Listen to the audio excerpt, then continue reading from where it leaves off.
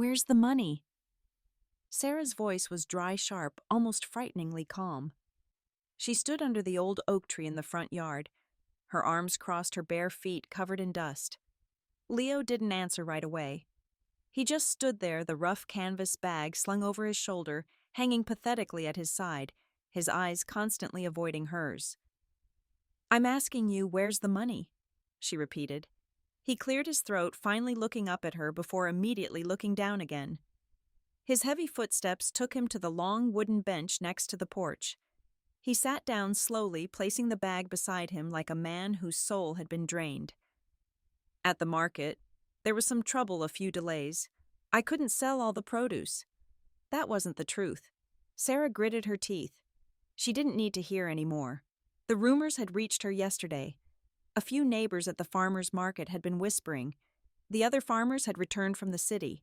All of them had sold all their produce, all of them except him. She moved closer, standing straight, her eyes fixed on Leo.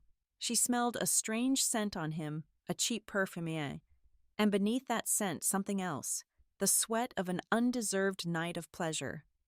"You gave it all to another woman, didn't you?" He just turned his head away slightly. A thick silence enveloped them. The kind of silence that seals truths people don't want to speak. He admitted nothing, but Sarah saw his slumped shoulders, his troubled eyes. She understood. She didn't scream. It wasn't necessary. In her mind, images swirled. Long days working under the scorching sun in the fields, sleepless nights sorting produce prayers at every dawn for favorable weather. Their best harvest, their future, their plans. A year's worth of sweat and tears had been offered to a passing whore. She sat down on the cement steps not far from him. "You destroyed everything we built for a pair of thighs." Leo barely moved. Maybe he wanted to answer. But what for? That night Sarah didn't sleep. Not really. She lay on her back, her eyes wide open in the darkness, listening to the heavy breathing of the man beside her. A man who had become a stranger. When the first rooster crowed, she rose quietly, put on her dress, left the house and walked to the small hill behind the farm where Alara's shabby wooden hut stood. Alara, an old woman with deep-set eyes that seemed to see into one's soul, had been watching her from a distance. "I knew you would come," she said, her voice as hoarse as stones grinding together. Sarah said nothing, just stood there, but there was no fear in her eyes anymore. Only determination remained. "You want it to stop, don't you?" the old woman asked. She nodded slowly. "I want him to listen to me. I want him to come back to me. I want him to forget that woman, forget all the others. I want him to never be able to sleep with another woman again. Never." Alara let out a short, emotionless laugh. "Women often come here with requests like yours. Some want me to get rid of the other woman. Others just want their husbands to calm down. What exactly do you want? Do you want love or possession?" Sarah hesitated for a moment, then she answered, her voice firm. "I want him to belong to me, body and soul, so that he can never run away from me again." Alara tilted her head. She touched a small leather pouch, hanging from a beam, muttered a few unintelligible words, and then slowly stood up. Her bare feet barely touched the ground. She returned with two objects, a handful of black powder in a small earthenware jar and a small glass vial containing a dark liquid. "You will bury this," she said, handing her the earthenware jar, "where he sets his foot when he enters the bedroom. Before the sun rises, no later." "And then what?" Sarah asked. "Then you give him this to drink," she said, handing her the glass vial mixed into his drink. "Just a teaspoon. 1 teaspoon, no more. And most importantly, listen carefully. Sarah, if you try to use it against anyone else or perform this ritual again yourself, what you lose will no longer be Leo. It will be yourself." She took the two objects. She thanked her in a low voice and left without looking back. She walked quickly, decisively, as if each step was taking her further away from the image of the helpless woman she had once been. That morning, in the silence of the yard, while Leo was still fast asleep, she dug a small hole under the cement step right in front of the bedroom door buried the earthenware jar, filled the hole with dirt, and flattened the surface. No one saw her. Then she went into the kitchen, prepared breakfast as if nothing had happened. She served the oatmeal and quietly added the prescribed dose, then watched her husband eat.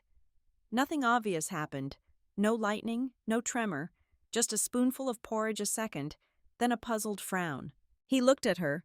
She smiled at him gently, and for the first time in weeks, he smiled back at her. At first, the change was subtle. Leo laughed more. He talked more. He clung to Sarah like a new groom. He wanted to help her, to touch her even when she didn't ask. He hardly left the house anymore except to go to the fields. Sarah initially felt relieved. The spell had worked. Alara hadn't lied. The lock on his heart was sealed. But soon a sense of unease began to creep in. First a cough, dry and infrequent, then dizziness, night sweats that Sarah initially attributed to the heat. But those nights were not overly hot, and Leo began to pant with simple gestures, drawing water from the well, carrying a basket of potatoes. He started to lose his appetite, forgetting what he was saying in the middle of a conversation, and every evening he seemed a little more distant from her. "Are you sure you don't want to go to the clinic?" Sarah asked one morning when she saw him throw up his breakfast. "It's nothing," he replied with a pale smile. "I think I'm just a little tired." But it wasn't fatigue. It was something else. Something slow, silent. Something seeping into him like water through the cracks of a wall, and Sarah began to feel its cold presence growing in their home. One night, as Sarah was putting away some gardening tools in the shed, she heard him crying. Not sobbing, but the choked sobs of a man at the end of his rope. She went quietly to the bed. He was sitting there, his shoulders shaking, his face buried in his hands. "Leo." He looked up. His eyes were red, glistening. He looked completely broken. "I'm sorry, Sarah. I swear I didn't want to ruin everything." She knelt beside him. For the first time in months, he spoke as he used to, with a sincere, honest tone. "I know I was wrong, but I don't understand anymore. Since that trip, it's as if I'm walking in a fog, as if something is following me. I sleep, but I don't rest. I eat, but I don't taste anything. Sarah, I'm afraid I'm going crazy." Sarah sat down next to him, and he rested his head in her lap. And she, in that moment of weakness, felt her heart crack. Maybe it wasn't the spell that was destroying him. Maybe the spell had only awakened what was already there. Maybe they could still piece together the broken fragments. "We'll get through this, Leo," she whispered. He nodded, but his whole body trembled. In the following days, she did everything to heal him. Warm herbal teas, folk remedies passed down from her grandmother. But nothing changed. He withered more and more. On the day Leo died, Sarah called him for breakfast. There was no answer. She entered the bedroom. He was lying there on his side, his eyelids half open, his arms stiff, the corner of his mouth slightly downturned.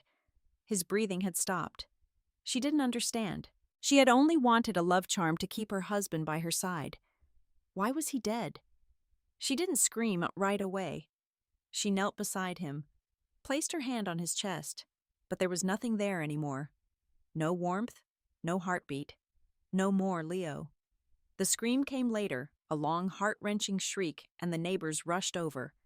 The body was washed, dressed in his best clothes, and placed in a simple pine coffin that an uncle had hastily ordered. As was the custom in this small town, he was laid out in the living room where family and friends would come to pay their respects until the next day. But that night, when the prayers had fallen silent and the most tired had dozed off in the armchairs around the room, a voice whispered in the dark. She must prove she had nothing to do with his death. It was the voice of Martha, Leo's sister, a stern woman with a sharp voice. A tense silence answered her. Then another voice, younger, more assertive. "An omen came from God. My dream did not lie. The saints showed me that that woman had a hand in our uncle's passing." Everyone turned to Caleb, Leo's nephew. He claimed to have seen in a vision the night before Sarah standing by the river calling something from the other side. "She has bound his soul," he said, "and now that the body is gone, The soul cannot find its way out. Leo's father, an old man whose voice trembled with grief, nodded. Then let her prove it. According to a forgotten ancient custom of this land, no one objected. Past midnight they came for her. The coffin was opened. Leo's body, cold and still, was slowly carried out. His cousins brought him back into the couple's bedroom. Sarah, standing there, her eyes lifeless, said not a word. A basin of water was placed at her feet. They gave her a clean white cloth. They demanded that she stay alone with her husband in this room from nightfall until the first rays of dawn.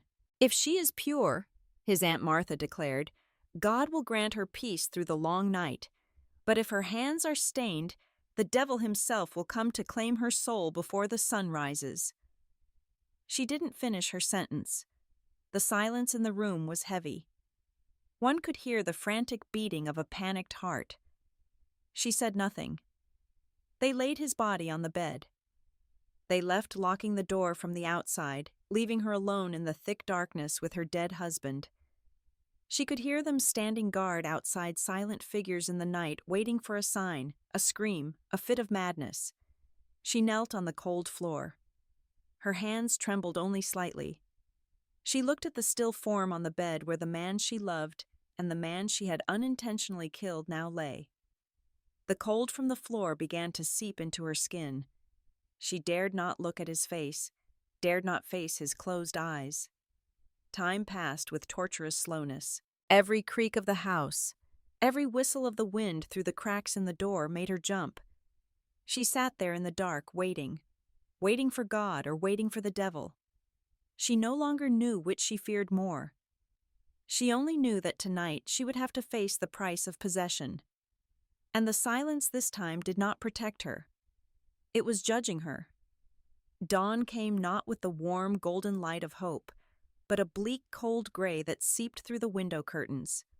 Sarah hadn't slept. She had just sat there on the floor, her back against the wall, her eyes fixed on the still figure on the bed. She no longer felt fear, just a numbness that reached her bones. She had survived the long night, but a part of her had died with it. The sound of the lock turning echoed.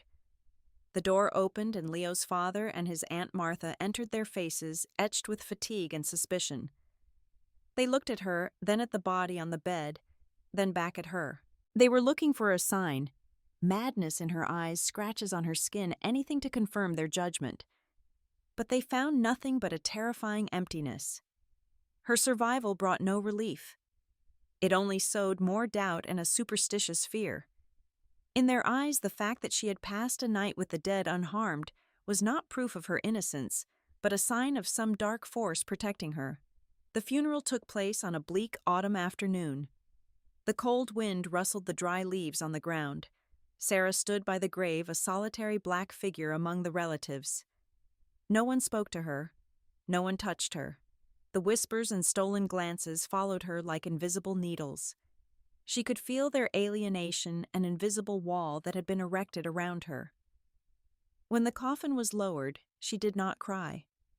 Her tears had run dry the night before. Her silence this time was interpreted as coldness and sensitivity. That night the farmhouse became oppressively quiet. The relatives had left.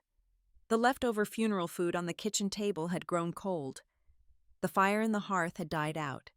The house now felt different. Sarah sat on the bed alone.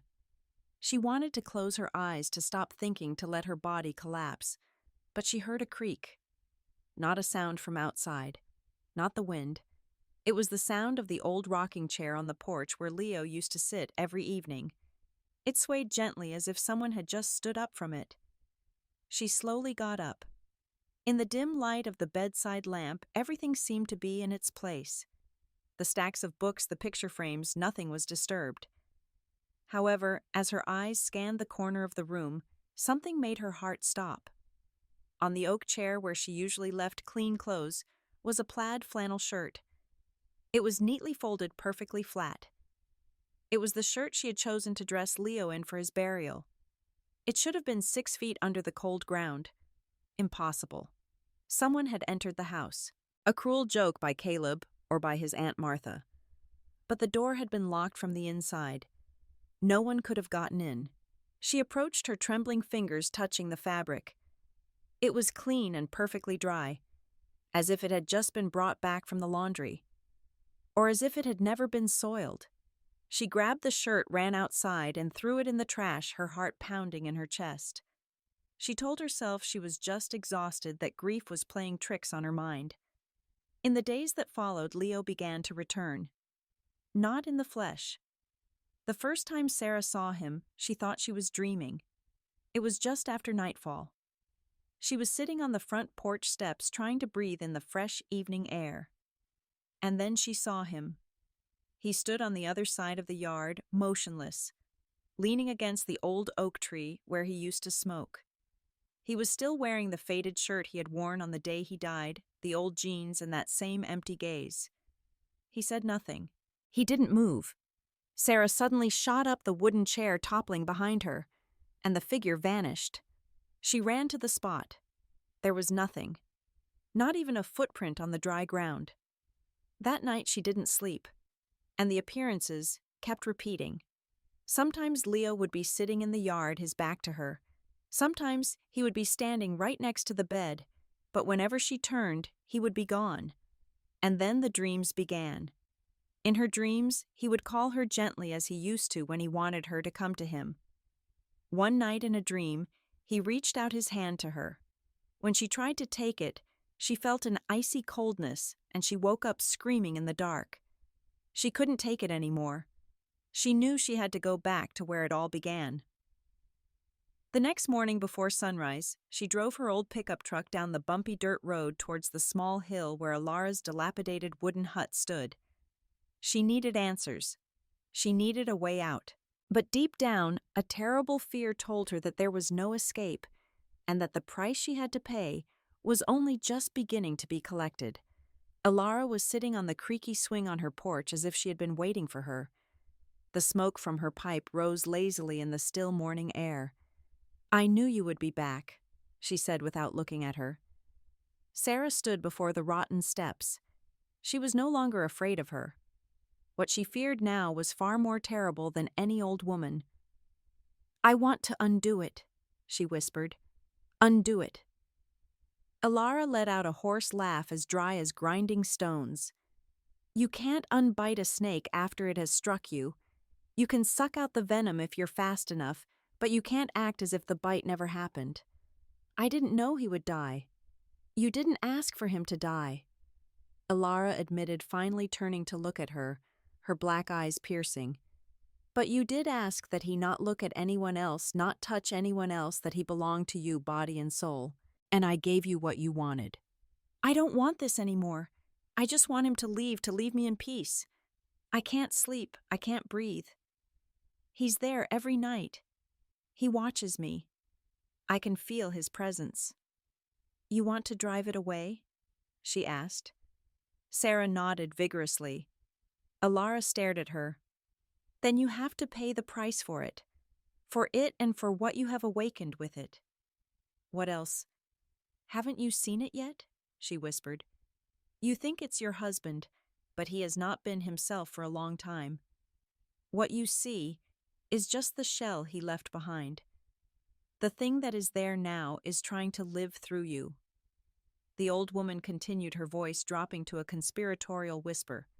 "That kind of spell is not a simple love lock. It is ancient.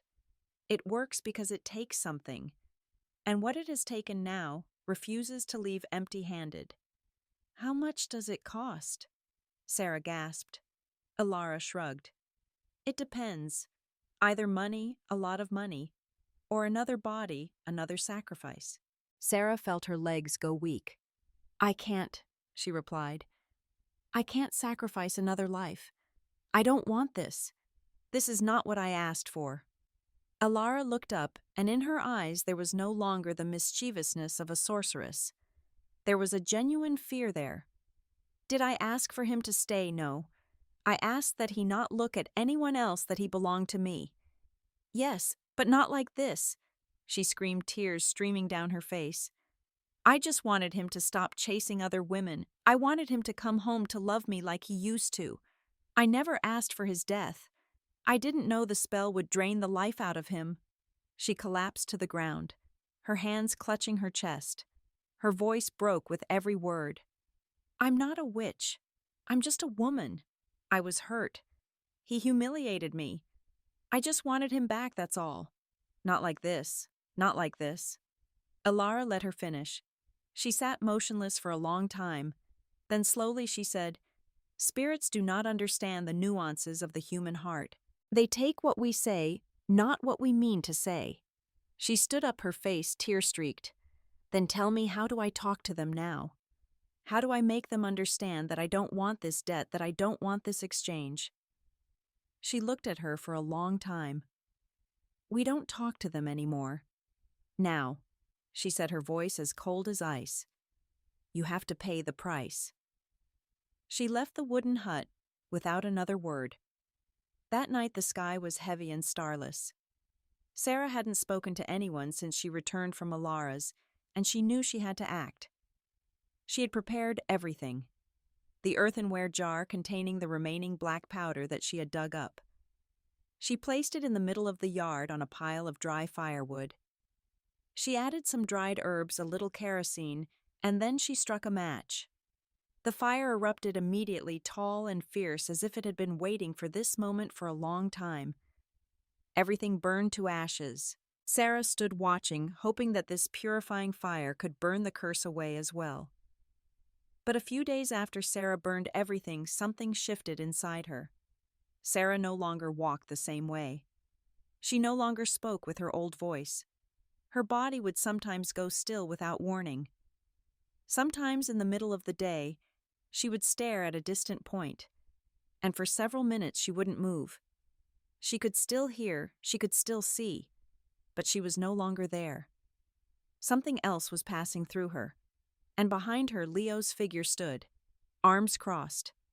It was no longer a visit. It was a cohabitation. In the yard the chickens no longer came near her. Even the old loyal sheepdog now just whimpered and backed away whenever she stepped out the door, its tail tucked tightly between its legs. The women in the village hurried to the other side of the road to avoid passing her house.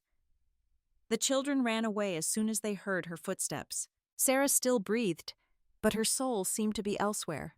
And that night, alone in her cold bed, as the stars glittered like curious eyes in the dark sky, she felt her own body become a stranger. She tried to cry, but her eyes remained dry. She was still there, imprisoned inside, as if another version of herself had pushed her into a corner of her own soul. And in that inner space a voice echoed, not Alara's, not Leo's, but a cold, resounding truth. "You wanted love. You got possession. Now you are the one who is possessed." On the red dirt roads of the town, her bare feet covered in dust, her shoulders slumped, Sarah walked slowly. She talked to herself, sometimes softly, sometimes out loud, as if she were answering someone no one could see. "Leo, look. It's still the old oak tree we love, isn't it? Do you remember the day we planted these tomato plants? They're growing so well, look. No, leave it. I'll sweep the yard myself today." The children hid behind the fences as she passed. The women bowed their heads because in her eyes there was no longer fear, no longer pain, but something else. A strange peace, a cold light, as if deep down she had accepted it. Sometimes she would laugh a short laugh and she would say, "You see, Leo, I told you in the end you would stay with me." Sarah the widow with the distant gaze. Sarah who slept alone but talked for two whose husband had never really left. Love cannot be commanded by magic because what we chain will eventually possess us. To try to keep someone at all costs is sometimes to lose oneself. In the visible world, as in the invisible world, every pact has a price, and ignorance does not protect you from having to pay.